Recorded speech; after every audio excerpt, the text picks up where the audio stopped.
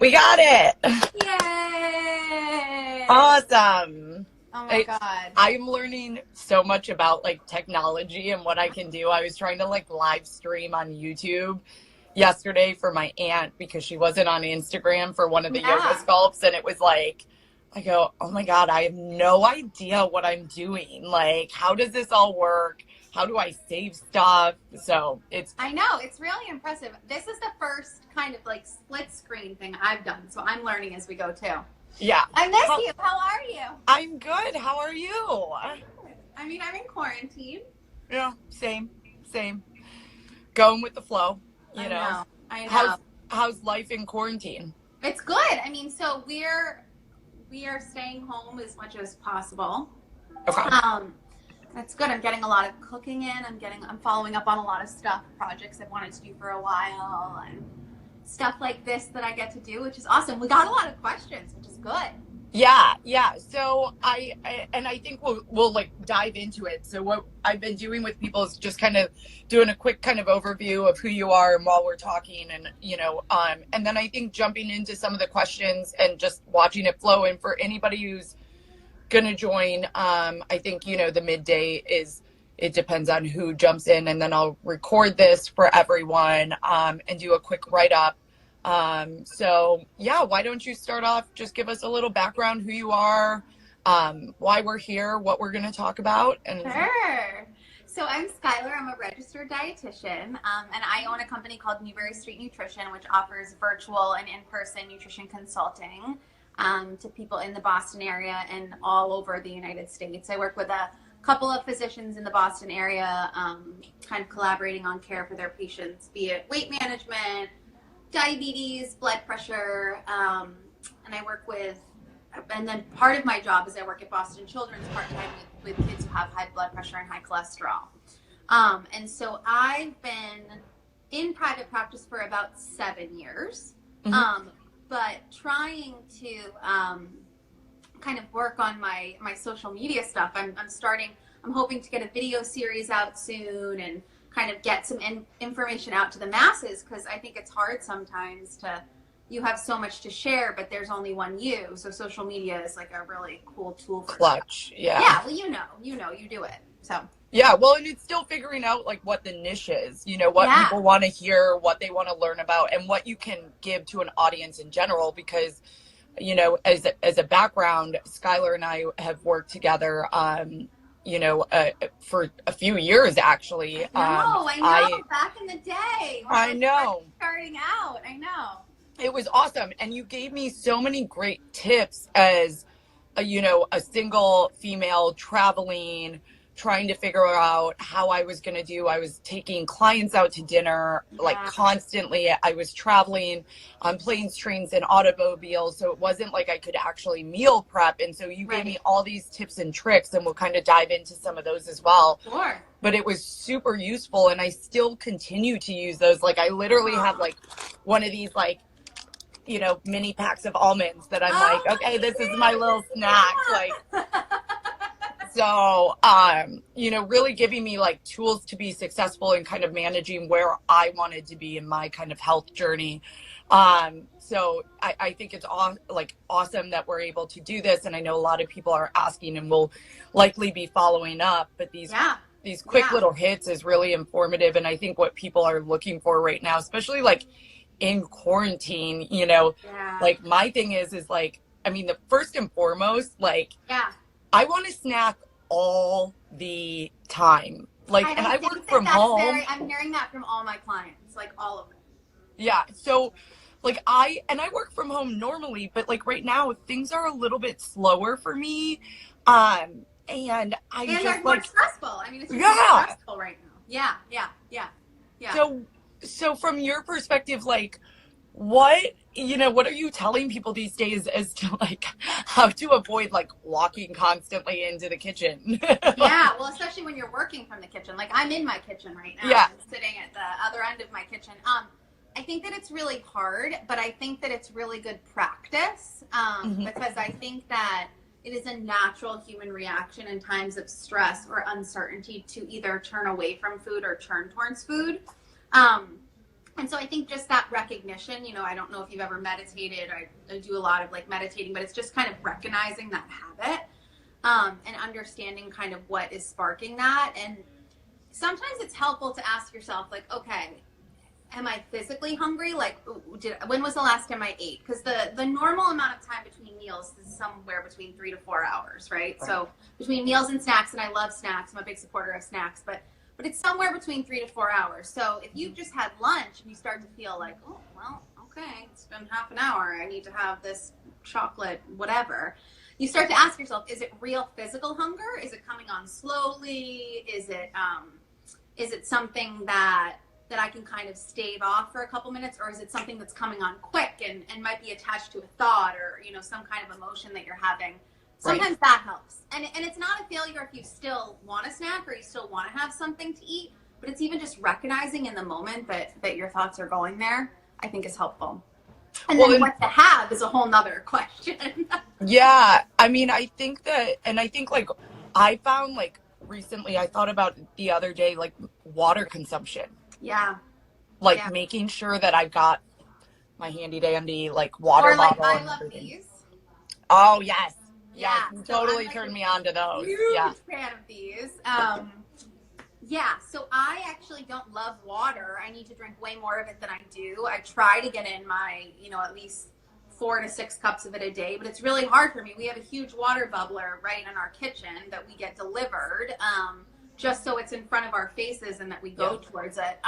But water's hard. I mean, it's definitely something that, because I know I'm not a great water drinker, I drink a lot of hint waters. I drink a lot of Spindrifts.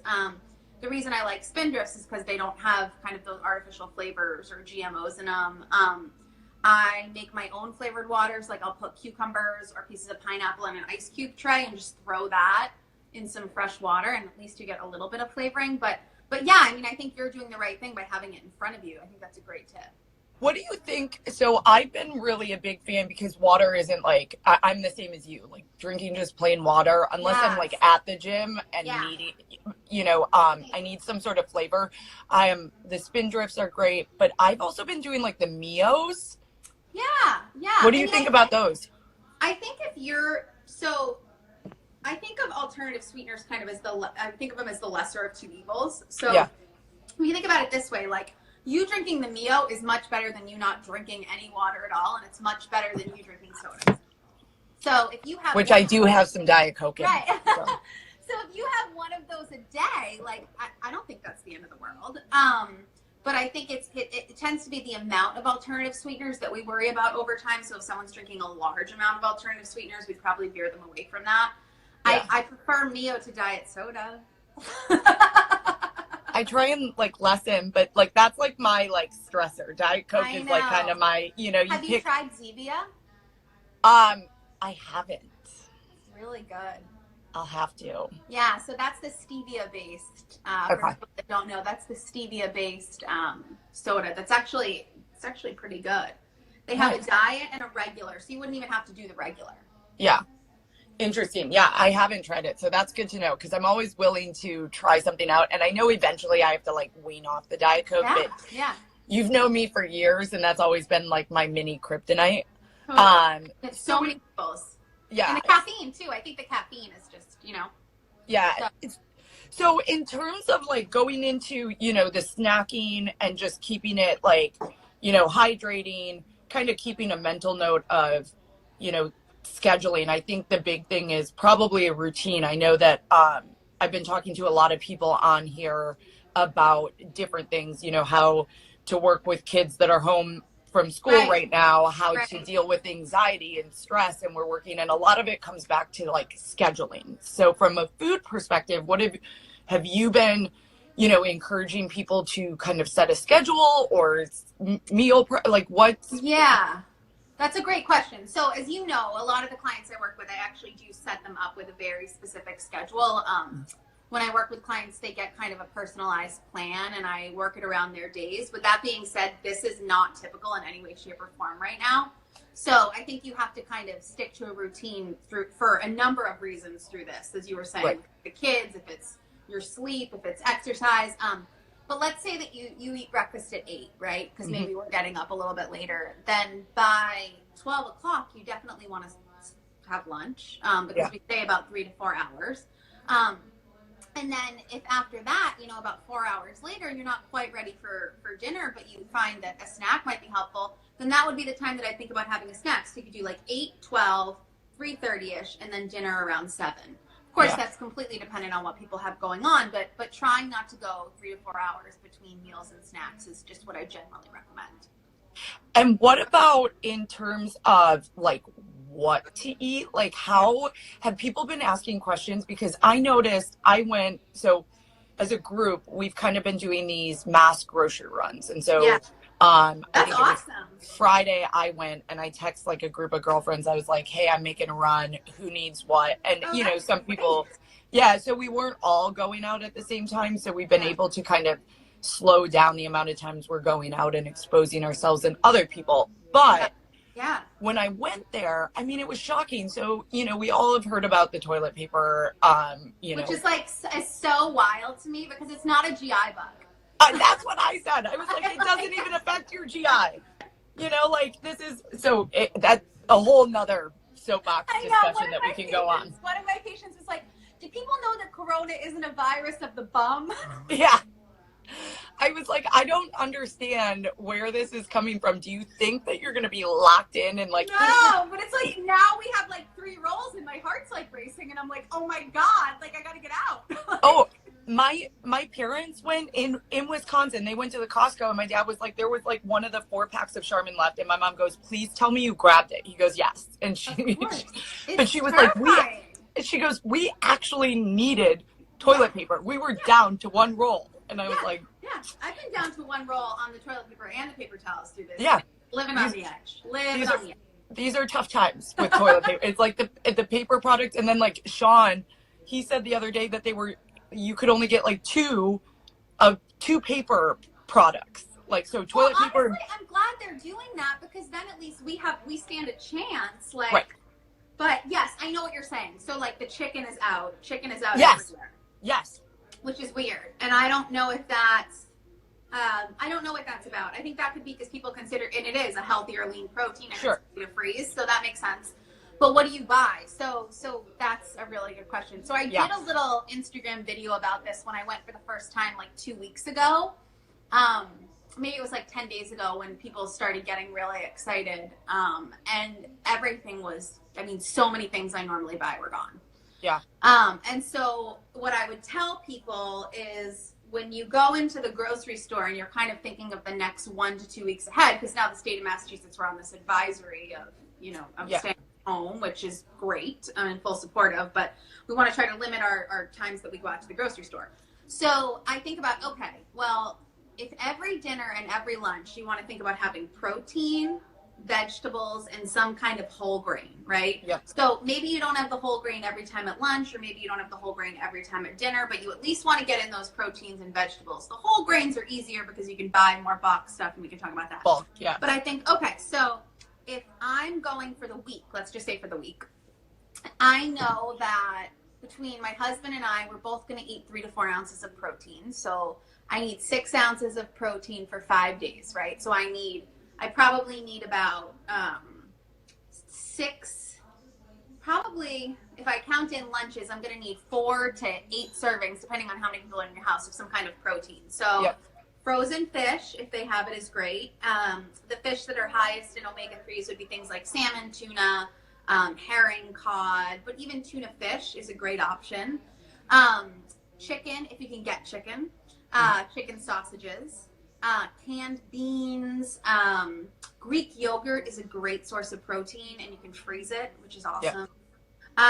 Lean meats, so lean, ideally grass-fed if you can. You know, different types of lean meats, ground beefs, 90% lean or higher ground beefs. Kind of thinking about it that way, trying to aim to get in some of those other lean sources of protein. And then, you know, what can you do for soups? Those are really easy because you get the vegetables and the protein. So I started using this brand that I'm like obsessed with called Urban Fresh. Have you heard of it? No. I'm not a vegetarian, but it's a vegetarian-based soup, and you can get them right at Whole Foods and even I think Market Basket. It's HERBAN, Urban Fresh. They've got great soups, ton of vegetables, plant-based protein, and then for the vegetables, you can think about. Sorry, I know this is a long-winded answer. No, this is great. This is but what you can think about, like, you wanna fill up on non-starchy vegetables. So that's basically everything except potatoes, peas, and corn. So thinking about, if they don't have a lot of the fresh stuff, the frozen stuff is completely fine. So frozen asparagus, frozen green beans, frozen broccoli, getting it in through soups, as I mentioned. You can think about, if you think about your grain and you don't want to do like a whole grain pasta or a brown rice, you can think about doing things like sweet potatoes and purple potatoes and things like that. But you want to try to keep them to about the size of your fist, your grains per meal. So, and how do you do that when you're thinking about, like, for the friends that are on here or may listen to it that have small ones and thinking about it where because it's like, at this point in time, I can only imagine. I'm not a parent, and kudos to anyone who is so impressed. Right. So much respect for everyone trying to work from home and, take care of the children that are supposed to be in school right now. But, how do you keep that kind of, I know that you've worked with families before. I mean, any tips and tricks on planning from a perspective to make sure that the kids are eating nutritiously and you're not just giving up and going, all right, chicken nuggets, it is every day. Yeah. What are some fun tips and tricks? That's like probably the most common question I get at the hospital when I work with children's part-time. And part of that is it's so hard, but it's not offering substitutions, which is so hard. Yeah. But if a child and an adult, frankly, knows that they're going to be able to get the cereal for dinner if they want it, or the chicken nuggets if they want it, and they don't really need to try what's being offered, then they're probably not going to. And so then it becomes this like power struggle fight that is really difficult to kind of break down. And I have a friend, her Instagram's the Tabletop Coach, and she really specializes in kind of working with young people and family dynamics around dinner. So definitely check out her site, Tabletop Coach. But I think what I tell people, at least at the hospital, is try not to offer substitutions and try to have everyone in the house eat the same thing.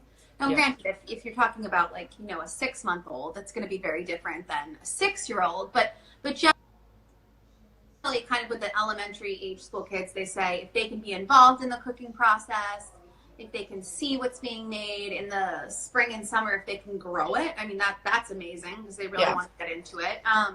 But even just involving them in the cooking process and kind of the planning for the week ahead, which I would definitely recommend. That's great. You might have more success. There's a great recipe website called Skinny Taste that I use a lot with families. That Skinny Taste. Yeah. It has a lot of really good options and is much more like approachable, I think, for a lot of families. But I think kind of no short order cooking, trying to just offer the one thing that everyone's having and not offering substitutions is probably the best thing I'd say, but it's really hard. Right. Well, and so my sister has a page, How to Teach Tiny, and we were talking about last week about how to work in a schedule with children that are at home and thinking about how to keep them active and engaged and into a routine. Right. But like sometimes knowing that that's got to evolve too. So like planning it out, but knowing that, at some point in time, there might be a give and take. You might have to go the chicken nuggets. You're going to eat chicken nuggets, right? Right. Like, I tell people it's 80-20. If 80% of the time you eat healthy, then 20% of the time you got to live. And that goes for adults too. You can't possibly, I had Chinese food last Friday. Like you can't possibly eat healthy all the time. It's just not sustainable. Right. And so if you can give yourself, 80% of the time I'm going to try to plan my lunches and dinners, like you're doing great. Yeah. Well, and I think that's like what we're trying to use too here is like, I'm trying to think about, I'm still going to want, like I went to the grocery store and I was like, what am I going to want to like snack on that, it's gonna, instead of ordering or something. And I found like there was literally one like cauliflower pizza that I could put in the oven. I'm so impressed. I was like, look at you. Oh, those. So for anybody who wants to know or is trying to do like low carb or looking for a substitution, those cauliflower thins that you can get on Amazon are like a godsend. They're a little bit hard when you're making a sandwich or something if you're folding them, but they're so good, and they're like one like net carb. And I was like amazed because I was like, I like sandwiches every now and then, or like the chicken salad I get at Wegmans. That's crunch, low, right? Like you need you need some kind of crunch. Yeah, and for people who don't know what net carbs are, right? It's the total carb minus the fiber, and so you want to try to keep your when I work with any kind of client, I'm trying to keep their net carbs below a certain amount, especially if weight loss is the desired, or weight maintenance is the desired outcome. But yeah, I love those. And the crunchy things at the grocery store. So like other great low carb options, La Tortilla Factory, which you can get on Amazon, makes really nice low carb tortillas. Joseph's is like a local brand you can get at Market Basket. They have like a heart healthy pita. That's great. And then I'm obviously a huge fan of those Gigi crackers, which I'm sure you remember. I know Really the Gigi crackers well. Really high fiber, and like literally I spoke to 4 clients this morning.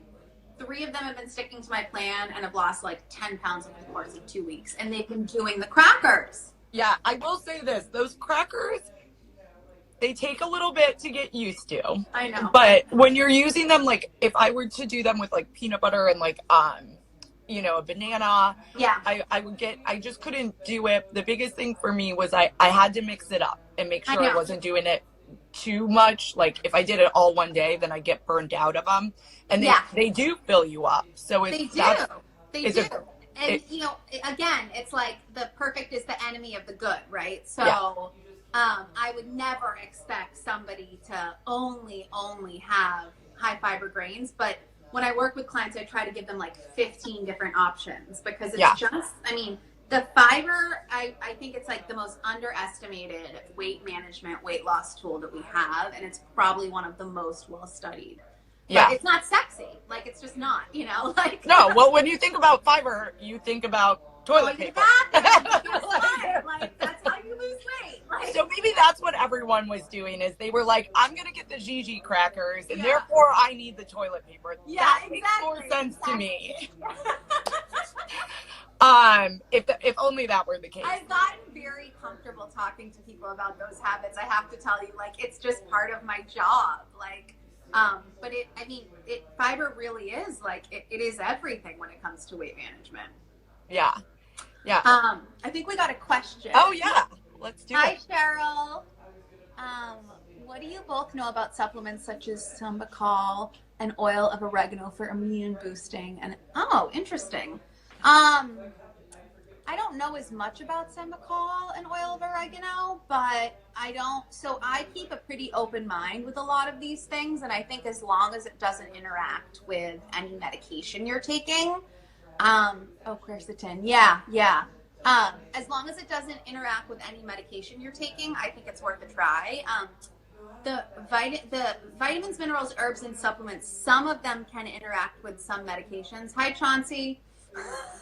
and kind of increase or decrease the effectiveness of it. So grapefruit juice, so super random, for example, affects the way that 96 different medications work, specifically one of them statins. And so, but with vitamins, minerals, herbs, and supplements, it kind of depends. If you can run it by your healthcare provider, or even Cheryl, I can cross-check that for you. You DM me after. Just to make sure, but yeah, I mean, I'm open-minded. There are supplement brands I really like. So I really like Metagenics. I really like Pure Encapsulations, and I like most of the brands at Whole Foods. I really like Jarrow at Whole Foods for supplements. Those tend to be more reputable brands. For flu and cold prevention season, just in general, I really like a supplement called UMKA. It's UMKA. It's an herbal supplement that is made by, I think, Nature's Way. That's great. But again, you just want to check with your healthcare provider, because so many of those things can kind of cross. Yeah. What do you think about like the Cold Calm, and I forget the brand. It's like Byron or Bjorn. Oh, yeah. Do you know what I'm? And they've got like a flu and they're all natural. You can find them at Whole Foods. Have you? Yeah, I'm looking at Cold Calm right now. So Cold Calm, that's definitely, so what a professor at NYU told me that I literally was some of the best advice I ever got. He said, Skylar, stick to the big companies because they have more Yep. to lose, right? I think I've told you that. And so this company is a big company. I've seen their products everywhere. I think you're better off going with a company like this than maybe going off with, some kind of mom and pop shop that someone's selling out of there, whatever. Yeah. These daily immune boosters if it's healthy, so that's great. Yeah, I think I am not opposed. So it looks like this has some different vitamins, mineral. This has some different herbs in it. Yeah, I think this looks very similar to the Umka that I was talking about before. And I think again, if you're not taking any other medications and you're not, pregnancy is the other thing to think about, but Yep. I think that these are definitely worth a try. I don't know that these are going to have any effect on what we're dealing with now. Yeah. I think that I think the key is to keep your immune system up, and kind of keep your, and one of the strongest things that we can do to keep our immune system up now is sleep. Yeah. And I was reading an article about how kind of just sleep boosts the immune system significantly. Other ways to boost the immune system. So I talked about Umka, which I like. Berries, super high in antioxidants, immune boosting. Trying to get in lean sources of omega-3, fish, trying to keep your metabolism and kind of your blood sugar stable, which is part of that, eating every 3 to 4 hours.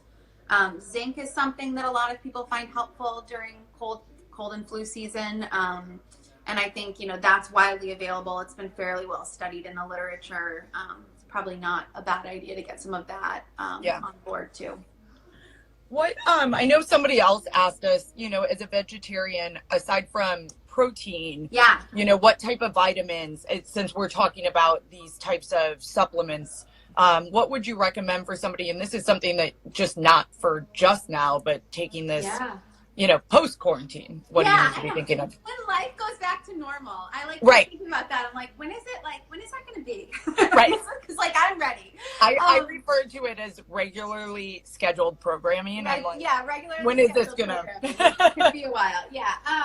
So we know with vegetarians and with vegans that there's nutrients of concern, specifically more with vegans and vegetarians. The plant-based diet's getting a lot of attention, and I think that that's awesome because I think there's so many benefits to a plant-based diet. I myself eat meat and chicken and fish, but I think that there's ways to eat a healthy plant-based diet or even be plant-based before 6. Some people try to do. But things like iron, right? So you want to think about iron. You want to think about zinc. We were just talking about zinc.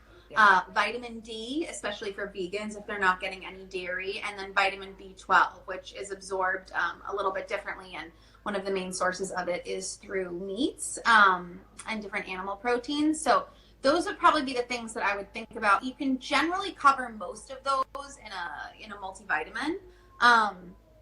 So I think that, and I'm just looking at another question. I think those would be the nutrients that I would think about. Great. I love that you're just snacking. I know. Keep it steady, girl. I literally just got done with a virtual training session. It's so amazing what we can do now with technology. I know that this so is proud of you. I can't wait to your classes. Oh, I know. Another way to boost your immune system, staying healthy and active, right? Exactly. Physical. Yeah. Okay. So what did we get here? So immune boosting diet and health supplements, ginger or thyme. Ginger is amazing for a number of reasons. Just putting some sliced ginger in your tea is a great immune booster. Probiotics we haven't really talked as much about, but I think probiotics would be another thing that you focus on is just So probiotics in the gut, and there's different ways that you can get probiotics in your diet. So thinking about things like sauerkrauts and fermented pickles and fermented vegetables. There's some different drinks that contain a small amount of probiotics. I'm not sure it's enough, but I think anything is better, than nothing. but we know that a lot of the immune system we're learning lives in the gut. So finding ways to kind of get probiotics in. Yogurt is a natural probiotic. Greek yogurt, getting some of those probiotics in, I think will also boost immunity, because I know that's a big thing that everyone's asking about. So along these lines too, like, can you talk a little bit for folks, and I know some people understand this, but I think there's a lot of people that don't understand, how much the food that they're putting in their bodies affects their stress levels, especially as we're in a stressful time right now, whether we know it or not. I mean, it's just, subconsciously, this is different, and it's change, and change can be stressful. So can you talk a little bit? Yeah. So I think, we think about the foods that kind of get our blood sugar going, and we think about the foods that cause our blood sugar to kind of be irregular. So when you feel kind of those like highs and lows, so let's say that you ate something like a bowl of pasta, right? You're going to have this big blood sugar spike, and that, this, I'm like preaching to the choir, this big blood sugar spike, and then it's going to fall quickly. And it's kind of that up and down hills, peak to valley, that is going to give you, that could give you something called hypoglycemia, which is low blood sugar, which is like that shaky feeling when you feel like you haven't eaten in a while. And so that in and of itself can make you feel anxious. And so that's where kind of thinking about eating every 3 to 4 hours comes in. Lots of caffeine. I mean, I love having a cup of coffee in the morning and a cup of coffee in the evening, but lots of additional sources of caffeine are going to kind of get you going, and especially having them after, whatever your set point is, from 6 to 8 hours from when you go to bed is not, going to be helpful, especially kind of during higher stress times like this. There is some data to suggest that eating a lot of white carbohydrates isn't so great for people with depression and different mood disorders, because we know that when you're kind of feeling down and not so great, your body wants to go towards those things, but they might be kind of feeding a cycle a little bit. And so we want to try to get in a variety of grains and whole grains and nuts and seeds. And so I think sticking to the whole grains, getting in a variety of fruits and vegetables, including healthy fats, so fats that we know are good for the brain. So things like salmon and tuna and nut butters and avocados,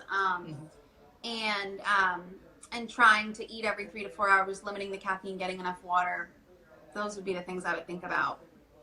Awesome. Those are great. And I think it's really helpful to, identify that this relationship, as a lot of people are like, oh, like, I'm just doing what I need to do, and I'm going to order that pizza. Yes, you can order that pizza, but make sure that you're taking care of yourself. And some of that is what you're putting in your body, and, going on those walks outside, getting that fresh air. Important. So, And they're learning a lot about like the diet and mental health, like the study of diet and mental health is like, I feel like really just beginning. I know I've seen the things on kind of the white carbs and general mood, but I think that they're doing a lot with probiotics and the microbiome now, and kind of the way that our microbiome is affected by things like serotonin and the different foods we eat. It could be a small piece of the puzzle. Who knows, right? We're still learning so much about that. Well, and I will say, from my perspective, in working with you and getting a little bit more educated on how I'm eating, how I'm thinking about food, and the choices I'm making, and then also testing the waters. Like, I've tried the Whole30. I've tried kind of a dirty keto, as you call it. And I find that for me personally, that keto-esque works well, because those carbs kind of pull me down, and I have way more energy. My sleep is better. And so I think it's working with somebody like yourself, or thinking about it in that mindset that you're trying to do what's right by your body and then ultimately yourself. But it doesn't mean that it's one size fits all. And I think, I have plenty of conversations with people that talk about, this may work for me, but the next person you talk to, one of my girlfriends, it may be something different, so. And I think understanding that and having those healthy conversations with somebody like yourself, who's educated on this, who thinks about this day in and day out. All the time. It's all I talk about is food. Yeah. It's funny, I come home. Well, now I don't come home, but Yeah. when I'm normally working, I come home and it's so ironic. The last thing I want to do is like cook a big dinner. And thank God my husband like loves to cook, because I'm like, I've been talking about food all day. I can't.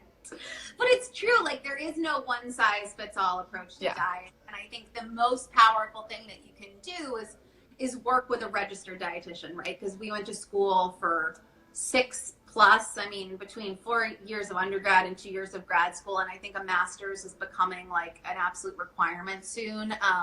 We know a lot about foods as it relates to different kind of health states and different diseases. And so I think aligning yourself with someone who knows the science is the most important thing. And then thinking about the different diets, like, you know, keto may work great for one person who doesn't have high cholesterol, but for the person who has high cholesterol, Mediterranean might work better. Or maybe you take little pieces of each, but aligning yourself with a dietitian is pretty powerful. Yes. So thanks for the plug on that. Oh, of course. I mean, you helped me. Like, it was like figuring out what I liked versus what I didn't like. And that's where we kind of figured out, like, carbs didn't work so well with me. And, you know, and then it was, but how do I get that fiber in? How do I get the protein? How do I incorporate fun ways to do that without making it? And I don't like to cook, so I need like easy and readily available. So I hear you. What, you know, I know that we're wrapping up, and I know that you have to go at 4, but let's just touch on like the alcohol consumption, because I will tell you, I don't normally drink during the week because of my schedule, and I'm up teaching, working a full-time job, all of that. And so I'm in bed by 9. My sleep schedule's changed, and I definitely find myself having a little bit more like wine at dinner, or, you know, in the middle of the day, like on this weekend, I was like chatting via Zoom. Like, how can we think about that throughout this time in the house and surrounded by, you know, alcohol and some of these things?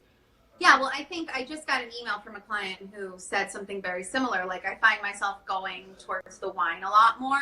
And I mean, part of that could be stress, right? Like, this is a pretty stressful time. And so you want to kind of ask yourself, like, why am I doing that? Is it because I just want to have a glass of wine, or is there something kind of, am I trying to remove an uncomfortable feeling? But in terms of booze, right? Like, we know that you can have, as a woman, and it's so fair that men get more, but we know as a woman, you can get 1 drink, for men it's 2. But it's a small, you know, you look at kind of what a drink is, and that's a fairly small amount. So I think, you know, if we're talking about 1 glass of wine a night, I don't think it's going to be something that derails you. But if it becomes more than that, and you're thinking about ways that you can kind of cut the calories on that. So I really like Tito's and soda with a couple orange slices. One of my friends got me into that like 5 years ago, and it's generally seems to be the lowest carb, least likely, if you use Tito's, to cause a hangover drink that I can find. So I'll usually say, can I have a Tito's and soda with 3 orange slices, because it flavors it enough.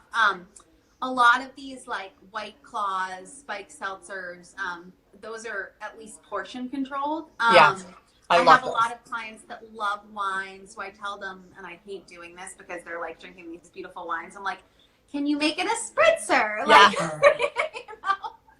know? But thinking about it that way, you know, I think you can at least cut calories a little bit. But bearing in mind that you're a lot less active than you are in your day-to-day, right? Because like, we're sitting here, I've been sitting here since 10 on calls and visits, and so I'm not, that drink is going to stick a little bit harder for me this week than it might a couple weeks ago.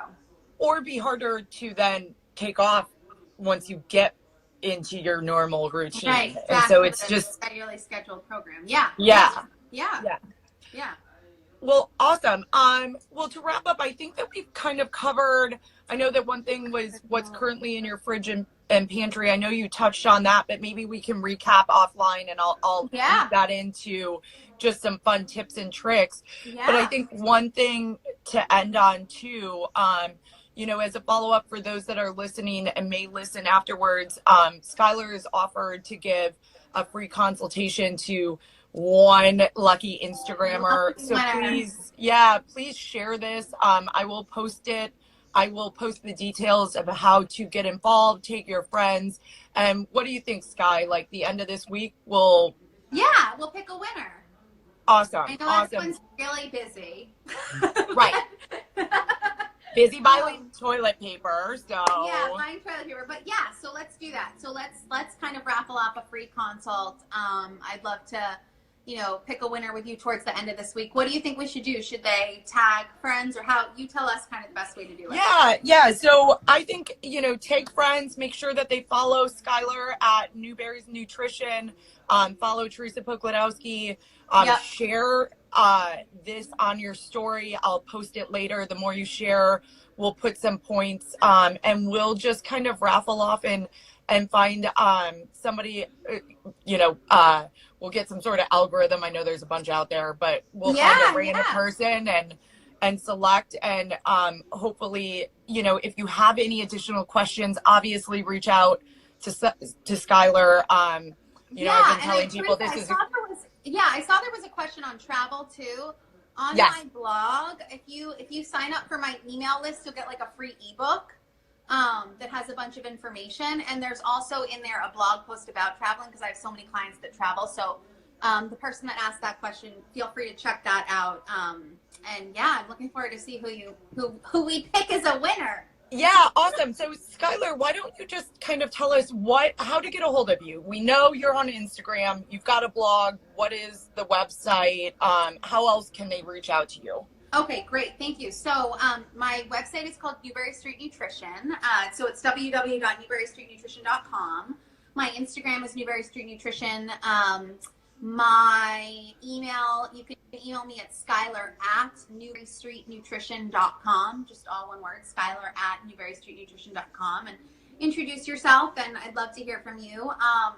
And then I'm on LinkedIn. I have a Facebook page we're building right now. I have 2 amazing BU students that I've been working with on kind of building this all up. Because as I said, I've been in business forever, but getting on this social train is like, I'm learning. Yeah. But yeah, those would be the best ways to kind of get in touch. Awesome. And folks don't have to be here in the Boston area, right? You work with clients. So a lot of my clients are virtual. I have clients from here all the way to Florida to London. I mean, it really runs the gamut. So no, they don't have to be local to Massachusetts. A lot of the work that I do is virtual, which is really cool. Awesome. Well, Skylar, I know that we've got to wrap this up, but thank you so much. Thanks for answering a lot of these questions. We'll put this together. I'll post this later with all the details of how to get involved, and we'll pick a winner at the end of this week to meet up with Skylar virtually and have an online consultation. That would be great. And I'm going to take one of your yoga classes this week. Oh, yay. There's plenty of them. I've got all this time. Girl, you and me both. I told somebody, I was like, I am doing this because I'm doing it anyway, and I need to keep myself in that routine and healthy. Yeah. So this is for my own sanity. Yeah, well, I can't wait. Thank you so much. Yeah, of course. We'll talk soon. Have a good rest of your day. Bye, Sky. Bye.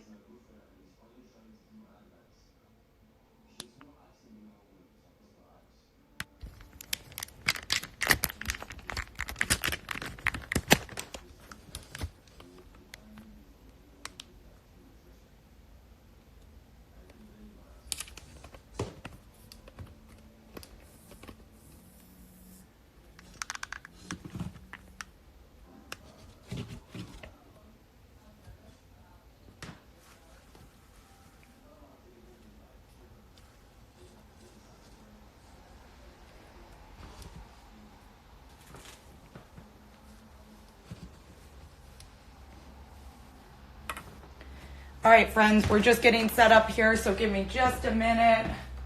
I've got 2 things going, so if you need to grab weights, a coffee table, chair, you can do tricep dips on the floor if you want, water, towel, mat, the normal necessities, and we'll get going.